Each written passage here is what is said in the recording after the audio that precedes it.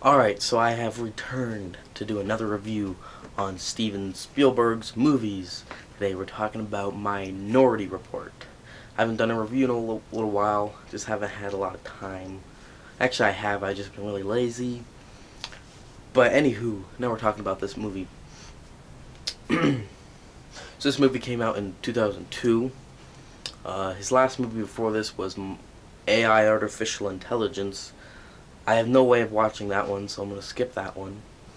So anyways, what it's about, there's this thing called pre-crime, and they have these, I forget what they're called. It's been like 3 weeks. It's been longer than that since I've watched the movie. But anywho, I forget what they're called, but they can see the future and they can see crimes before they happen. And so they use this technology to arrest people before they commit murder. And so that's a really interesting plot. And so our main character, played by Tom Cruise, they see him commit a murder in the future. And so he's like, what? I'm not going to kill anyone. Because he works with the police and stuff. So he's kind of running, trying to figure out what's going on. And I thought that plot was really interesting. That was really cool. It's a really cool idea. The whole looking into the future, seeing crimes. A pretty normal guy getting, having that happen and have no idea why. So I thought that plot was really interesting. And I think the movie could have been a lot better than what it was. Personally, I didn't really love this movie. So here's kind of the reasons why. Like, first off, the film has a weird look to it. I think I don't know, like the whites are really off. I think they did a similar thing for Saving Private Ryan, and I think it kind of worked in that movie, but here it kind of works, but at times it just doesn't look good. It just looks really weird. Like, it looks almost like at times, like a made-for-TV movie or something.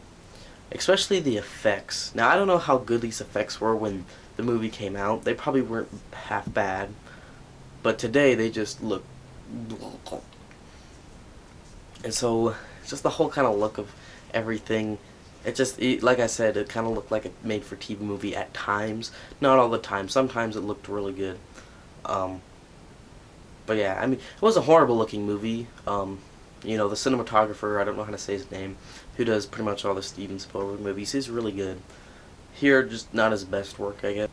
Also, I don't really like Tom Cruise. I don't know, nothing about him I really hate. I've never really seen a movie with him in that I've really liked. Like, he just kind of, I don't know, I don't really like Tom Cruise. Even in this one, I don't like Tom Cruise here. But I don't really like him anywhere, so... Okay, and so then the ending, I think it could have been really good, but there's just a lot of things going on, and there's so many little things you have to pay attention, and like, if this thing works here, but like this, and this guy wanted to do this for this reason, for that reason, and it gets all jumbled up, and you get a little confused. The whole last, like, 20 minutes of the movie, I'm just like, I don't care anymore.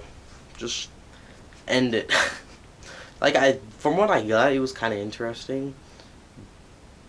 But I don't know, it was just kind of all over the place, I felt. So anyways, the movie, like, there are really good parts, but there are some parts where it's just like, it's weird, but it's not like a cool weird. You know, like when you see something that's weird, but you're like, this is kind of why I like it. It's weird and different, but it's just weird. It's like, huh? There were some good action scenes, I'd have to say. Some of them were pretty well done, I think. Except for one of them, I swear, it felt like the exact same scene in Star Wars Episode 2, Attack of the Clones, when they're in that bug factory where they're making the droids. You know, that terrible movie? Yeah. If you've seen, you've seen Star Wars. I know you have. Okay, maybe you haven't. You know who I'm talking to. But if you've seen Star Wars and you've seen this movie, I think you'll figure out what two scenes I'm talking about. It was so similar. Like I swear, like I felt like they were parroting it in this movie, and like the music, it sounded as almost the same, and they were both done by John Williams, and they both movies came out the same year. Like what? It was weird.